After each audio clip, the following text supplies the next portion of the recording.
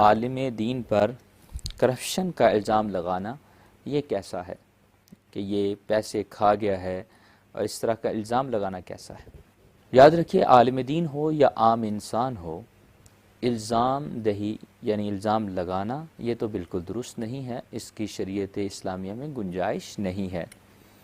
اور الزام لگانا مطلب بغیر ثبوت کے ایسی بات کہنا جو افواہ رجال سے نکلی ہو، لوگوں کے منہ سے نکلی ہو، اور سنی سنائی بات ہم بھی کر رہے ہیں، تو یہ کرنا کیسا ہے؟ یہ بالکل ناجائز اور حرام ہے۔ یہ اس طرح کا ناجائز اور حرام ہے، اس میں ایذائے مسلم بھی ہے۔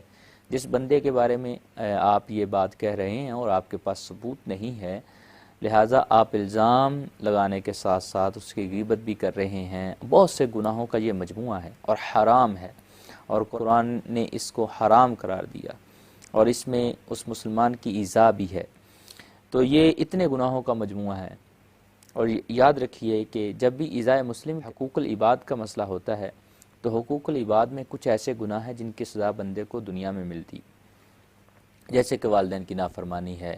اس کی سزا اس وقت تک بندہ نہیں مرے گا جب تک دنیا میں اس کی سزا بھگت کے نہیں جاتا، یعنی خود اتنا ذلیل و رسوا نہیں ہوتا یا اس سے دگنا رسوا نہیں ہوتا جتنا اس نے والدین کو کیا، وہ اس وقت تک نہیں مرے گا۔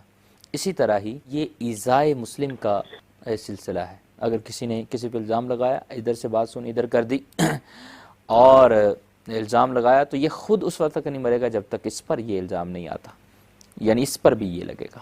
اور اس کا تجربہ آپ اپنی آنکھوں سے شاید کئی بار دیکھ چکے ہوں، میں نے تو بہت بار دیکھا ہے۔ جس نے بھی زبان کی بے احتیاطی کی ہے اس طرح کے معاملات کے اندر، وہ خود دنیا میں ذلیل و رسوا ہوا ہے، اور اس وقت تک نہیں مرا جب تک اس پر یہ لگتا نہیں۔ بغیر ثبوت کے کوئی بات مت کریں، یہ مسلمان کی عزت کا مسئلہ ہے، اس پر تو شریعت اسلامیہ بہت سخت ہے۔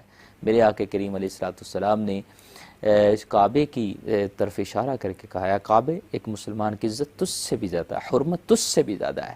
تو یاد رکھیں، کعبے کی طرف ہم رسپیکٹ کرتے ہیں، پاؤں نہیں کرتے اور تھوکتے نہیں ہیں، بے ادبی سمجھتے ہیں، اور یقیناً کرنا بھی نہیں چاہیے۔ تو ایک مسلمان کی عزت کی دھجیاں کیوں اڑاتے پھرتے ہیں؟ اس کے خلاف کیوں سوشل میڈیا پر افواہوں کا حصہ بنتے ہیں، شیئر کر کے حصہ بنتے ہیں؟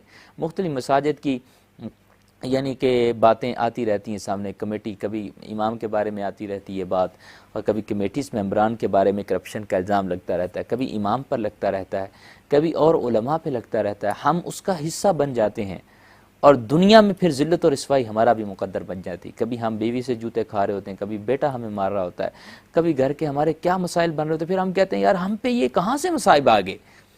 آپ کی زبان کے غلط استعمال کی وجہ سے مسائل آئے ہیں۔ 80% بلائیں ایسی ہیں، مصائب ایسے ہیں جو صرف زبان کی بے احتیاطی کی وجہ سے بندے پہ نازل ہوتے ہیں۔ اے میرے مسلم بھائیوں اور مسلم بہنوں، زبان کی احتیاط سیکھیں۔